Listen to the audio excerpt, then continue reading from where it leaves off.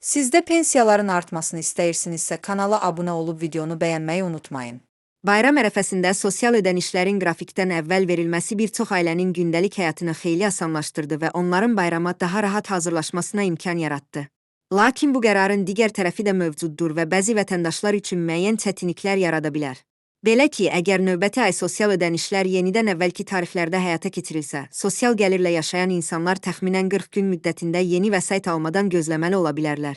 Bu isə xüsusilə yalnız pensiya və ya sosial müavinətlə dolanan ailələr üçün maliyyə baxımından çətinlik yarada bilər. Çünki bu kateqoriyaya daxil olan insanların əsas və bəzən də yeganə gəlir mənbəyi məhz həmin ödənişlərdir. Belə vəziyyət yarananda bir çox insan haqlı olaraq sual edir. Bu riski azaltmaq üçün pensiya və müavinətlərin ödəniş tarifini daha erkən vaxta keçirmək mümkündürmü? Yəni sosial ödənişlərin tarifinin daimi şəkildə bir qədər irəli çəkilməsi insanların büdcə planlamasını daha rahat edə bilərmi?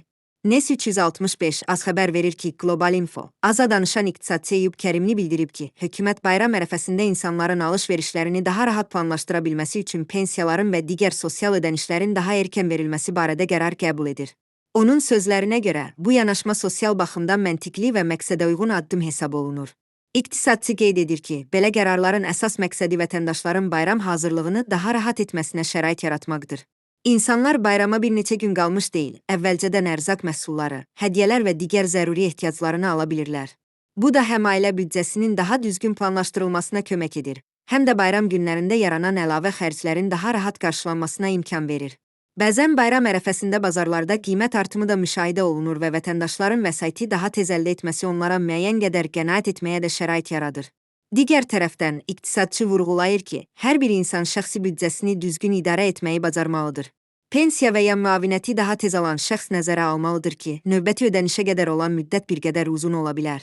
Bu səbəbdən əldə olunan vəsaitin xərclənməsi planlı şəkildə həyata keçirilməli, gündəlik və aylıq xərclər əvvəlcədən hesablanmalıdır. Büdcənin düzgün planlaşdırılması xüsusilə sabit gəliri məhdud olan insanlar üçün böyük əhəmiyyət daşıyır. Eyüp Kərimli əlavə edib ki, pensiya və müavinətlərin verilmə tarifinin ümumi şəkildə dəyişdirilməsi hazırki mərhələdə çox da inandırıcı görünmür. Onun fikrincə, belə dəyişikliklər geniş maliyyə və inzibati planlama tələb edir və qısa müddətdə həyata keçirilməsi çətin ola bilər.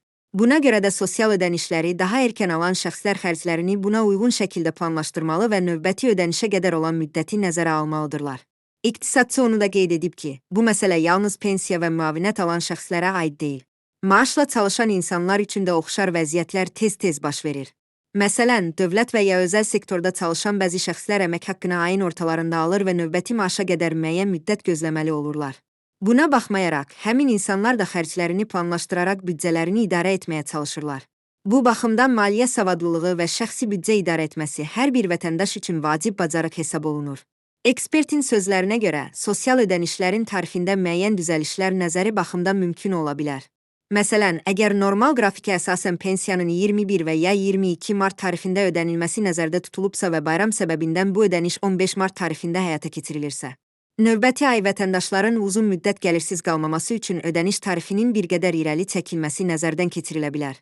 Onun fikrincə, belə hallarda növbəti ödənişin 17 və ya 18 tariflərində verilməsi daha məqsədə uyğun ola bilər.